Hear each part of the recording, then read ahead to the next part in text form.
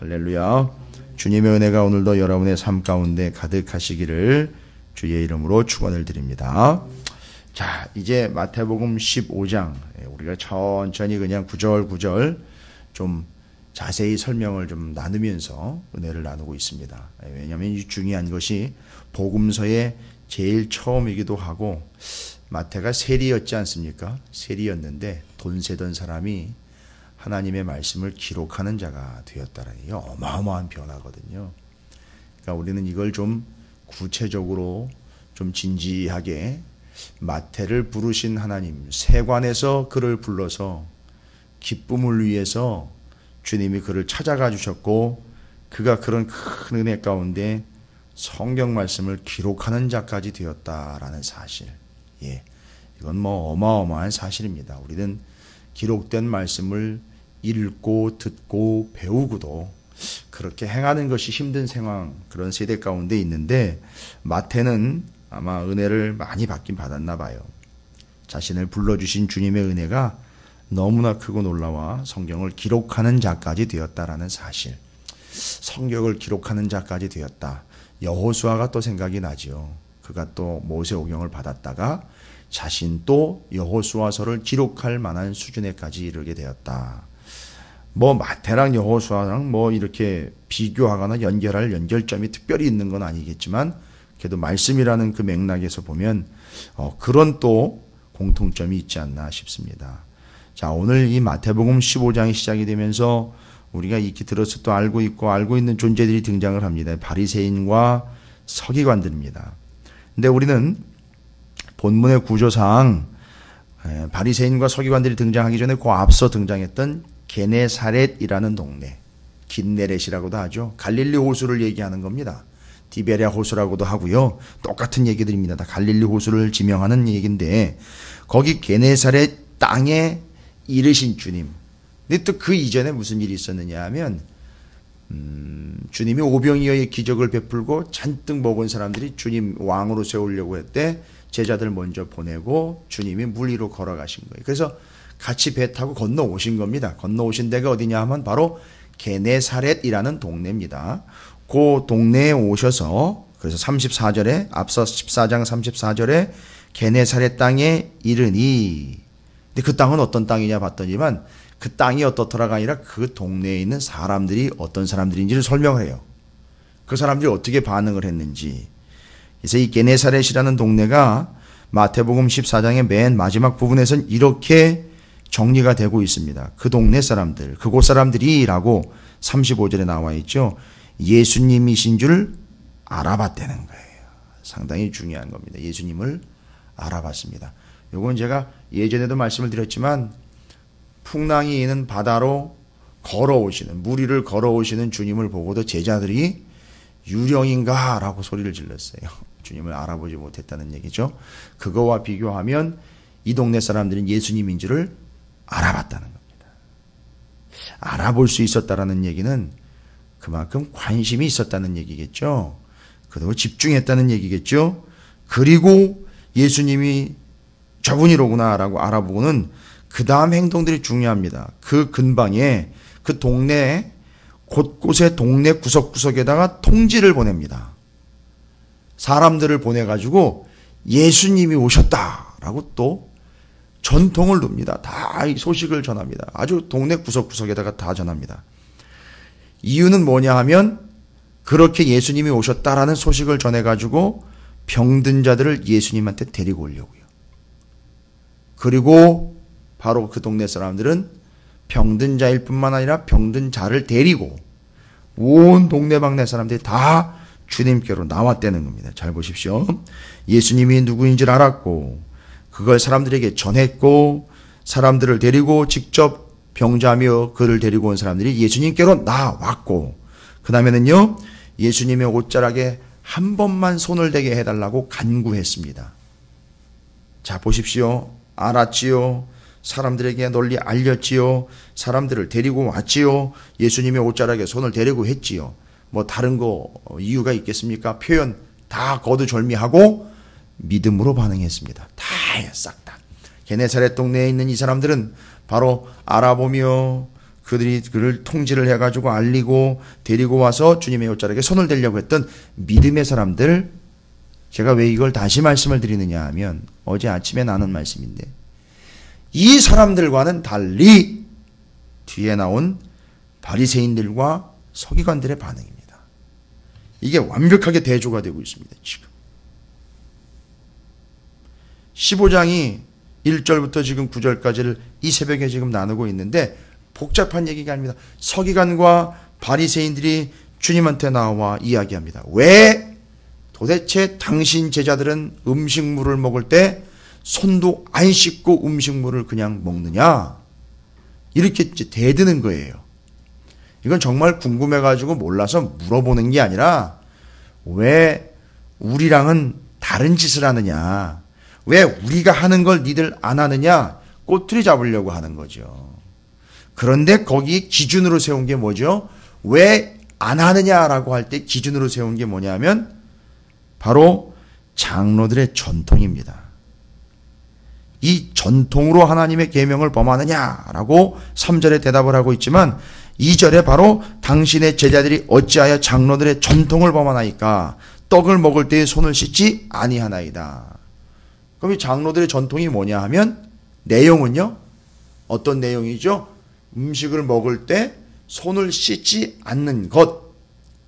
그런데 전통은 그러면 반대로 장로들의 전통, 내려온 장로들의 전통은 손을 씻고 음식 먹는 게 전통이에요.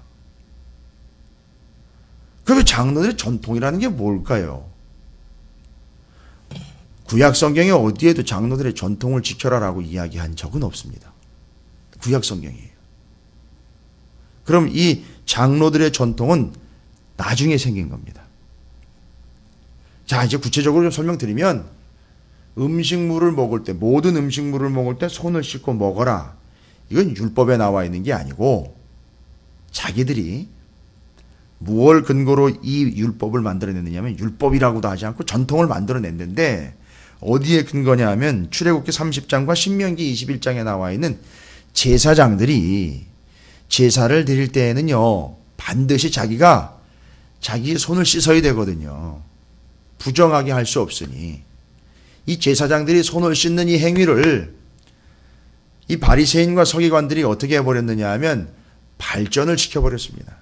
발전이 아니라 추가를 해버린 겁니다. 그래가지고 어떤 전통을 만들어버렸느냐, 법을 만든 게 아니라 전통을 만들어버렸습니다. 모든 음식물을 먹을 때에는 손을 씻고 먹어라. 그러니까 구약의 성경에 나와 있는 율법이 아닌 한 구절의 조항을 가지고 자기들의 열심을 거기다가 추가를 해버린 거예요. 그래서 제사장들이 제사를 드릴 때에 또 제사장들은 스스로 자신을 깨끗하게 하기 위하여 손을 씻는 것에 대해서 장로들이 전통으로 추가를 해버렸습니다. 이제 모든 음식을 먹을 때에는 손을 씻고 먹어야 된다. 처음에 그것이 시작된 때에는 아마 누군가가 우리도 그러면 그런 의미를 좀 기억하고 새기기 위해서 음식을 먹을 때마다 손을 씻고 먹는다면 그 하나님의 말씀에 우리를 정결하게 해서 하나님 앞에 나아가야 된다는 제사장적인 사명을 다시 한번 일으켜 봐야 되지 않겠느냐라는 선한 의도로 시작했을 거라고 믿습니다. 그런데 문제는 뭐냐 하면 이것이 자신들의 전통이 되어가지고 기록된 바 하나님의 말씀보다 이 전통이 더 센 놈이 되어버렸다는 거예요. 뭐죠? 기록된 바 하나님의 말씀보다 자신들의 의의를 드러내려고 했던 자신들의 열심이 더 센 놈이 되어버리는 겁니다. 이건 옛날 얘기가 아니라 오늘날 얘기입니다. 하나님의 말씀에 그렇다면 그런 거고 아니면 아닌 거로 믿으면 됩니다. 그런데 거기다가 그렇다면 그런 것으로 정리하면 끝나는데 그렇다면 그런 것에 나도 그렇다라고 자기 걸 더해버려요. 그럴 필요 없거든요. 그리고 분명히 하나님이 아닌 건 아니라 그랬으면 아니면 됩니다. 그런데 그 외의 것들을 또 자기가 아니라고 빼버립니다. 제가 뭔 얘기를 드리려고 그러냐면 하나님의 말씀에는요 분명히 성경에 나와 있습니다. 1.1핵이라도 더하거나 빼서는 안 됩니다. 더하거나 뺄 필요가 없다가 아니라 이건 원칙입니다. 살떨리게 정말 두렵고 떨림으로 하나님의 말씀에는 더하거나 빼서는 안 되는 겁니다. 그런데 이들은요, 기록된 바 하나님의 말씀이었던 제사장의 규례여 손을 씻어야 되는 정결 예식에다가 모든 음식을 먹을 때는 손을 씻고 먹으라는 자기네 전통을 플러스를 시켜버린 겁니다. 그래가지고 그걸 안 지킨다고, 말씀을 안 지킨다라고 이야기하면 이해가 돼요. 그런데 자기들이 추가해버린 이 전통을 지키지 않는다고 대드는 겁니다. 아니요, 대드는 정도가 아니라 잡아다가 아주 심하게 문초를 시키고 있는 겁니다. 그걸 당하고 있는 입장에서 지금 예수님이 제자들과 함께 아주 싸잡아가지고선 이 바리새인과 서기관들에 의해서 공격을 받게 되는 겁니다. 뭐 그런 거지요. 말씀을 좀 안다 내지는 신앙생활 좀 했다라고 하는 이들이 바로 이런 짓을 하고 있죠. 바리새인과 서기관들의 짓. 야, 넌 왜 나처럼 그렇게 안 해? 다 바리새인과 서기관들의 전통입니다. 넌 왜 말씀대로 해? 아니, 왜 넌 말씀대로 안 해? 가 아니라 넌 왜 내 열심만큼 안 따라오는 거야? 넌 왜 내가 한다로 너가 안 하는 거야? 넌 왜 내 수준만큼 안 올라오는 거야? 이게 장로들의 전통입니다. 죄송합니다. 그건 지 전통이에요. 제 전통이라고요. 자기 전통이에요. 그래서 주변에 있는 사람들을 여기 서기관과 바리새인들처럼 그렇게 평가해냅니다. 여러분, 다른 원칙 필요 없습니다. 기록된 바요. 기록된 바에 뭐라고 이야기되어 있는지, 말씀했는지 그것만 지키면 되는 겁니다. 그리고 기록된 바에 하지 말라 그랬으면 절대 하지 말아야 돼요. 말씀이 그렇다면 그런 겁니다. 그런데 이놈의 장로들이라고 일컬어지고 있는 이 지도자들이요, 말씀의 지도자들이라고 자기 스스로가 열심을 냈던 바리새인들과 서기관들이 뭔 열심을 냈는지 모르겠는데 거기다가 모든 음식을 먹을 땐 손 씻고 먹으라고 덧붙여버린 겁니다. 이 바리새인들이 아마 지옥 가 있지 않을까 싶어요. 가장 심각하게. 일반적으로 우리가 얘기하는 그 사람들의 사악한 점을 이야기하는 것이 아니라 너무 교만하기 이를 데 없고 너무 신앙 자체가 엉망진창이었던 것을 우리는 볼 수 있습니다. 여러분이 이렇게 듣기만 하셔도 야, 그건 아니구나 라는 게 탁 전달이 되실 거예요. 그래서 그 장로들의 전통이 모든 음식 먹을 때 손 씻고 먹는 것. 그러나 율법에는 그걸 말하고 있지는 않습니다. 그건 자기들이 추가한 겁니다. 주님이 이걸 모르실 리 없지요? 바로 공격에 들어갑니다. 주님이 공격하려고 공격하는 게 아니라 너희는 너희들 스스로가 지금 올무에 걸려 있다. 너희들 스스로가 지금 전통이라는 걸 이야기하고 있는데 문제는 뭐냐? 예수님이 정확하게 날카롭게 꼬집어 주십니다. 전통을 지키다가 뭘 망쳐버렸다는 얘기죠? 하나님의 말씀을 망쳐버렸다는 얘기입니다. 지금 그 얘기하려고 하는 거예요. 그걸 뒤에서 말씀으로 4절부터 이야기합니다. 3절에 이미 이야기를 하고 있죠. 대답하여 이르시되 너희는 어찌하여 너희의 전통으로 하나님의 계명을 범하느냐. 갑자기요.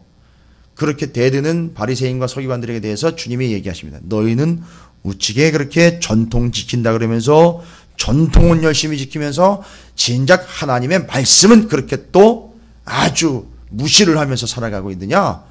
또 순간 또 이게 아차 싶었을 거예요. 이게 또 뭔 얘기를 하려고 그러나 봤더니만 뒤에 설명이 나와요.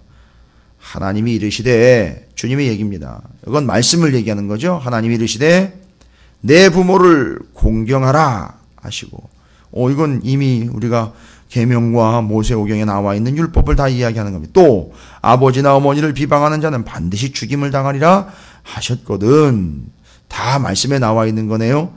너희는 이르되, 바리새인과 서기관들은 얘기한다는 겁니다. 누구든지 아버지에게나 어머니에게 말하기를 내가 드려 유익하게 할 것이 하나님께 드림이 되었다고 하기만 하면 그 부모를 공경할 것이 없다 하여 너희의 전통으로 하나님의 말씀을 패하는도다. 와, 이건 아주 심각한 얘기입니다. 너희는 끝났다 이 얘기예요. 이걸 표현상 이렇게 했지만요, 이 망할 놈들아 이 얘기인 거예요. 뒤에 보면 하나님의 말씀을 패하는도다라고 이야기를 했거든요. 자, 이게 뭔 얘기냐 하면 이 내용은 이겁니다. 이 장로들의 전통, 자기들이 전통으로 세워놓은 것 중에 하나가 뭐냐면, 그러니까 추가한 거죠. 말씀에는요, 내 부모를 공경하라, 절대 부모를 비방하면 안 된다. 죽을 줄 알아라. 아예 이 계명이거든요. 성경에 나와 있는 거는. 그런데 이 서기관과 바리새인들이 전통으로 추가를 한 게 뭐냐 하면, 공식적인 용어로는 이제 고르반이라고 합니다. 고르반. 뭐라고 해요? 이건 고르반입니다라고 외쳐요. 뭘 보고 이걸 고르반이라고 외치냐면, 자기가 가지고 있는 재산 있지 않습니까? 그 재산을 이건 고르반입니다라고 외쳐요. 자기가 가지고 있는 재산. 근데 이게 뭔 얘기냐면, 요건 하나님께 드려진 예물입니다라는 거예요. 근데 가만히 보니까 이 사람이요, 부모님을 모시고 있거든요. 부모님이 또 살아계시고요. 근데 문제는 뭐냐 하면, 부모님을 자기가 가진 재물로 섬겨드려야 돼요. 부모를 공경하기 위해서는 기본적인 것도 제공해 드려야 되고, 섬길 때에 아무래도 돈이 들어갑니다. 그런데 이 사람들이 이 재물은, 내가 가지고 있는 재산은 내가 하나님께 자원하여 드리는 고르반, 곧 하나님을 위하여 헌신해 드린 겁니다 라고 선포를 하고 나면은요, 이게 이놈의 전통이 얼마나 무서운 건지 자기네가 그렇게 합리화시켜버린 거니까 이걸 부모님을 위해 쓰지 않아도 되는 걸로 전락이 돼버립니다. 그리고는 그걸 진짜 하나님한테 바쳐가지고선 회당이나 성전에 갔다가 드리는 게 아니라 자기가 죽을 때까지 그건 그냥 또 가지고 있어요. 또 그 정책에 의하면은요, 그 전통에 의하면 그걸 허락해 줘요.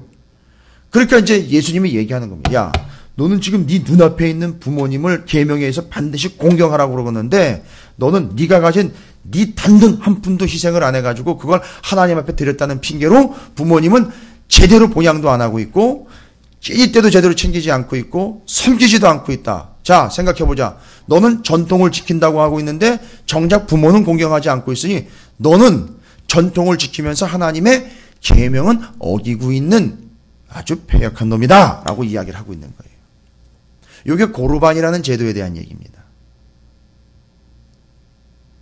그걸 예수님이 정확하게 간파를 해가지고 콕 찔러버린 거예요. 그리고 이야기합니다. 그렇게 사는 니들의 모습이 어떤 모습인 줄 알아? 앞에서는 하나님의 말씀을 지킨다고 중요한 듯 여기면서 그게 최고다라고 이야기하고, 제 뒤로 가는 뒷구녕에서는 너희들 전통이 어쩌네 저쩌네 이야기하면서 말씀대로 살지 않는 그 모습.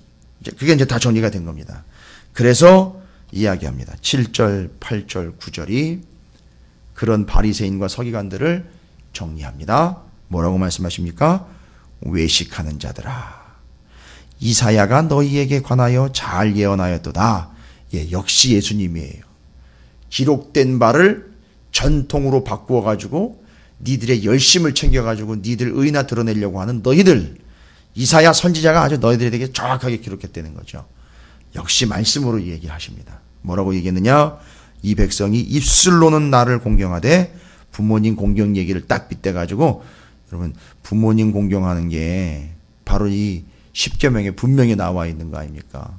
그러니까 그걸 이야기할 때 이 백성이 입술로는 나를 공경하되 마음은 내게서 멀도다 하면서 앞에서 외식하는 자들아 라고 선언을 해봅니다. 외식하는 자들. 이건 뜻이 뭐냐 하면요, 외식하는 자들이 가면 쓴 자라는 뜻입니다.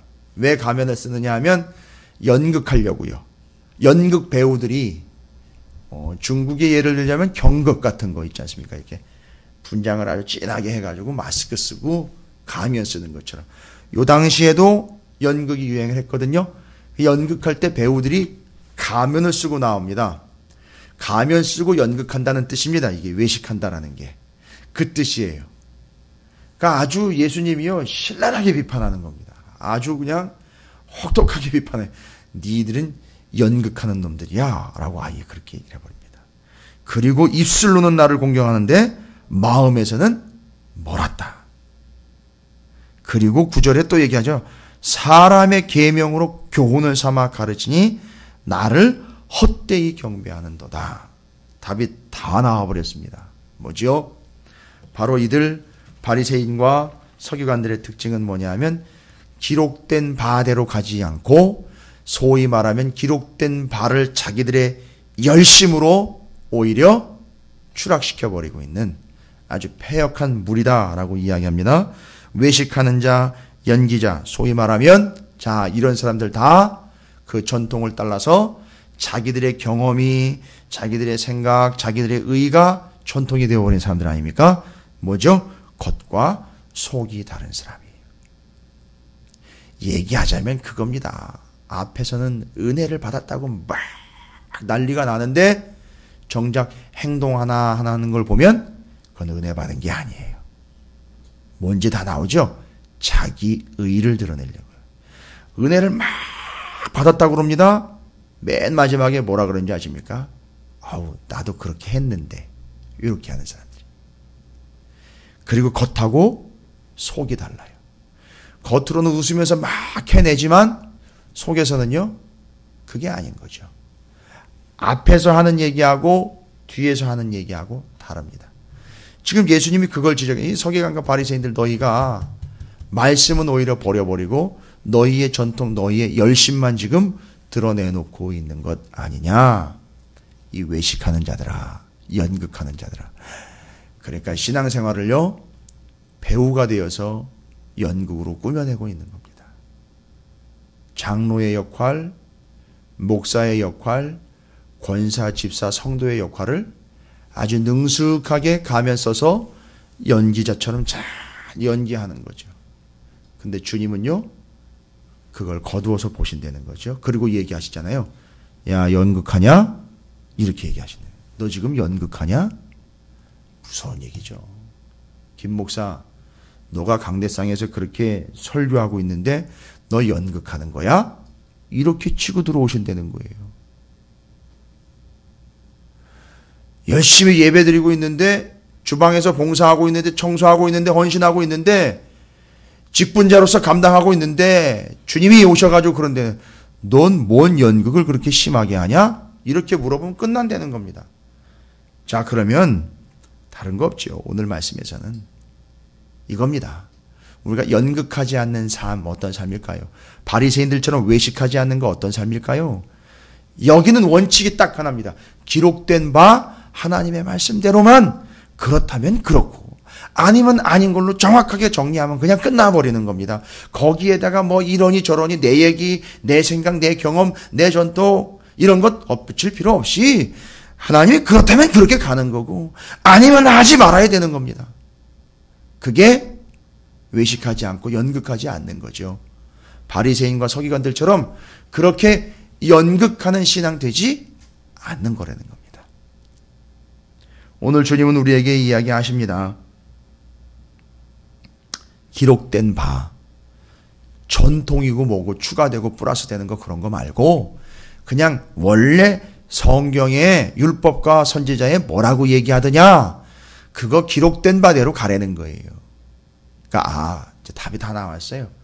왜 그렇게 연극하는 게 이렇게 익숙해졌는가 봤더니 기록된 바를 정말 모르더라는 거예요. 기록된 바를 관심 갖지 않더라는 거예요. 알고 나면 그것이 또 의가 돼버리는 거죠. 조금 안다고 또 그거 가지고서. 자 어쨌든 결론은 다 났습니다. 서기관과 바리새인들에게 주님이 얘기하십니다. 야 연극하지 마. 기록된 바대로 하라면 하는 거고 말라면 마는 거야. 더 이상 이야기하지 마. 너희들의 의를 너희들의 전통이랍시고 플러스하거나 추가하거나 마음에 안 든다고 쏙쏙 빼버리고 좋은 것만 붙잡지 마라. 그냥 기록된 말씀대로만 겸손하게 행하고 순종해라. 여러분 기억하시기 바랍니다. 우리의 신앙은 연극이 아닙니다. 그냥 기록된 바대로 하나님 말씀하신 대로만 순종하면 될 줄로 믿습니다. 바리새인과 서기관들을 통해서 우리의 삶과 신앙이 어떠해야 하는지 오늘 하루 여러분 우리의 신앙이 연극이 아닌 진실이 되기를 주님의 이름으로 축복을 드립니다.